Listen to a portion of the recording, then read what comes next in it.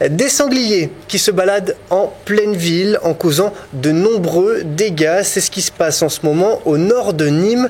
Les animaux n'hésitent plus à s'approcher des habitations. Rien que cette semaine, une vingtaine de bêtes auraient été aperçues en ville. Reportage Olivier Michel. Des hommes armés et au perché sur leur 4x4 qui patrouillent dans Nîmes. Voilà la scène insolite qu'ont vécu les habitants des quartiers nord durant 2 soirs. En cause, la traque d'une espèce animale nuisible qui ces derniers temps s'invite dans les propriétés, le sanglier. On en a abattu 5 chez moi, des marcassins, des rouquins, une mère de 70 kg et un gros de 110 kg. Ils cherchent de la nourriture et c'est le problème qu'il y a, c'est des sangliers que leur mère les ont fait là. S'ils n'ont pas été tués en chasse, ils reviennent là et ainsi de suite. Comme les gens, quand ils sont petits, ils leur donnent un petit peu à manger, vous le savez ça. Et puis voilà, et le sanglier, il a le gîte et le couvert. Hein. On fait attention au tir, d'accord ? Tir fichant. Si jamais c'est loin, on ne tire pas. Si jamais c'est dangereux, on ne tire pas.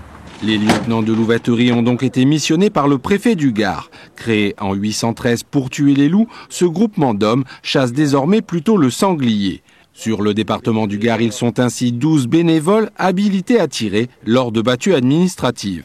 J'ai une boulangerie à La Salle et je suis chasseur depuis l'âge de 14 ans.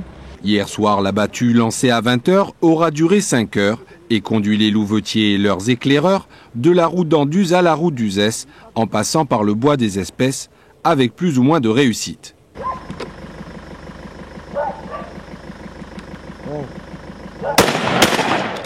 Allume. Pas grave.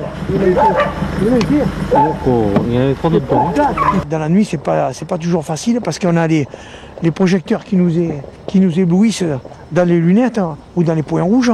Donc on voit très mal notre visée et voilà, on a manqué. En 2 jours de battue, un sanglier a été tué et un blessé. Pas de quoi endiguer le phénomène, renforcé, il est vrai, par la proximité de terrains privés, comme le camp militaire des Garrigues, où les louvetiers ne peuvent tirer et où le sanglier, lui, prolifère. Chut, ça bouge, arrête! Doucement quand même, avec les fusils, doucement. Dans un instant, vous découvrirez la une de The Economist apparaître demain. La France est une bombe à retardement au cœur de l'Europe. A tout de suite.